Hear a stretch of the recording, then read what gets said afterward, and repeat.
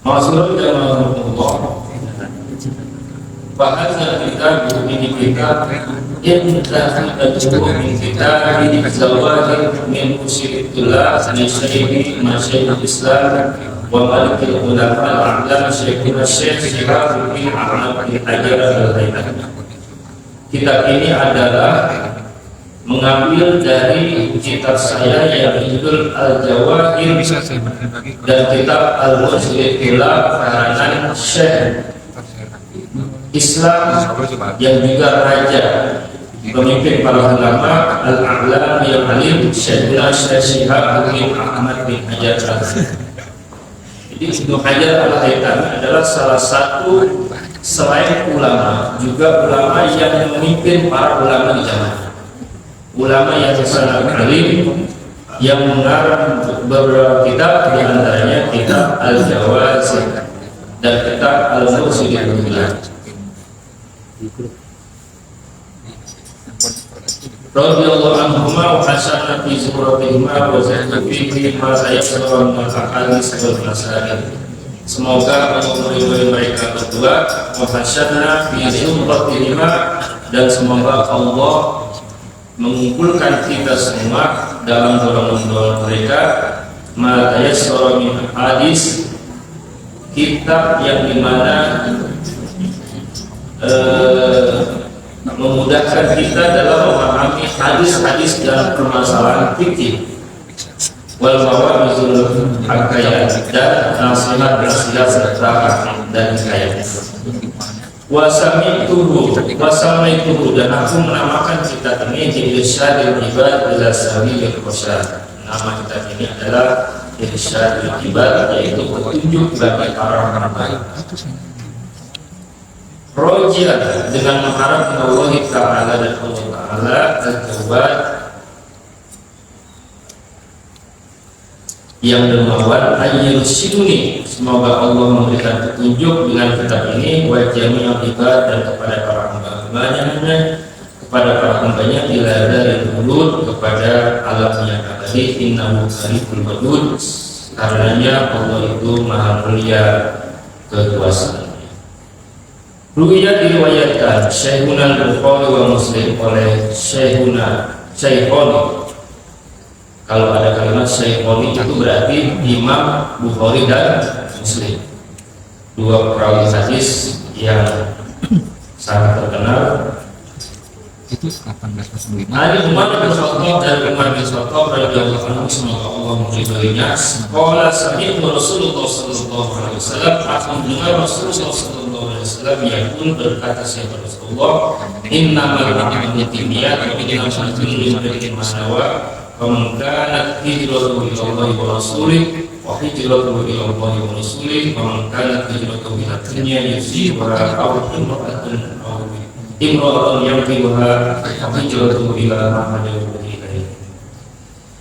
Sesungguhnya perbuatan itu adalah niat. Apapun perbuatan kita, walaupun itu sifatnya keduniaan, kalau diniatkan lillahi ta'ala akan membawa pahala buat diri kita.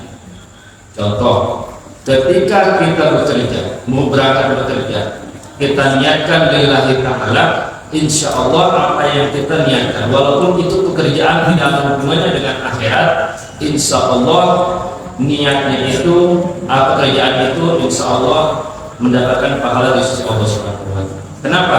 Innamal a'malu binniyat. Ketika kita, apalagi yang sifatnya ubudiyah, sifatnya ibadah, sifatnya akhirat, maka niat harus benar-benar ditanamkan dalam diri kita. Bukan hanya dalam sholat, dalam puasa, haji, dan lain sebagainya, akan tetapi niat itu penting dalam setiap dimensi kehidupan kita. Ketika kita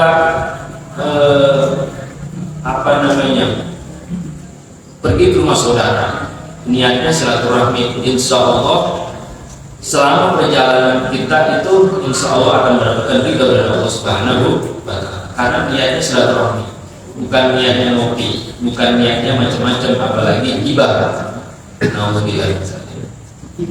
Wa inna malikul murni'im manawa, dan adapun setiap urusan tergantung apa yang diniatkan.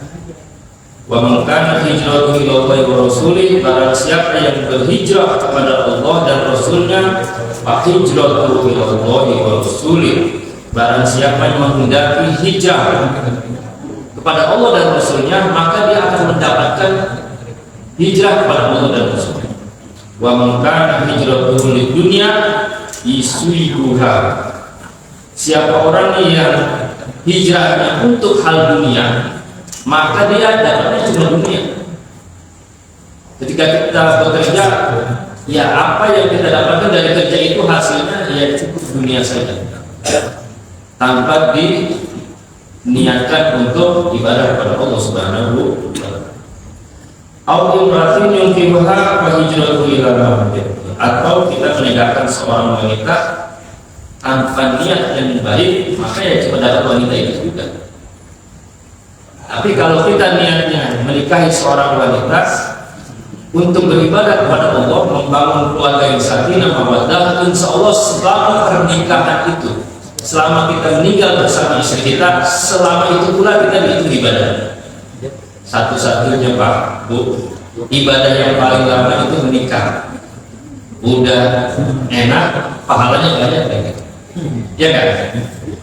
Kalau kita sholat, mungkin sholat itu cuma 5 menit atau 10 menit, ya kan? Kalau kita puasa Ramadan, puasanya itu paling 1 bulan.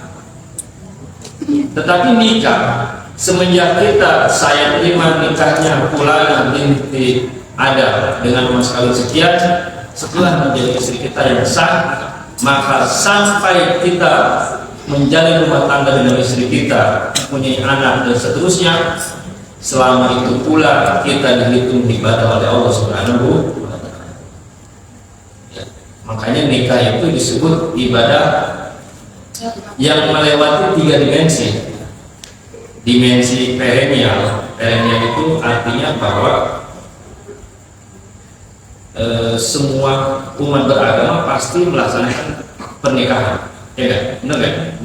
Yang Muslim, apalagi yang Kristen, yang Buddha, itu semuanya melaksanakan pernikahan. Tetapi pernikahannya tanpa didasari dengan ibadah, pernikahan mereka tidak membawa pahala di sisi Allah Subhanahu wa taala. Ya, perennial itu maksudnya selama kita berumah tangga, maka sampai kita meninggal dunia, selama itu pula kita dihitung ibadah Allah Subhanahu wa taala. Kemudian kita meninggal, berarti meninggalnya dalam keadaan ibadah kan? Ibadah. Insya Allah orang yang meninggal dunia dalam keadaan syahid.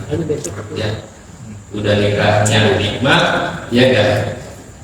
Kemudian juga kita mempunyai keturunan yang lucu, yang cantik, yang soleh. Kemudian kita juga membimbing anak-anak kita untuk sholat, ibadah dan seterusnya, akan menjadi investasi ibadah selama-lamanya.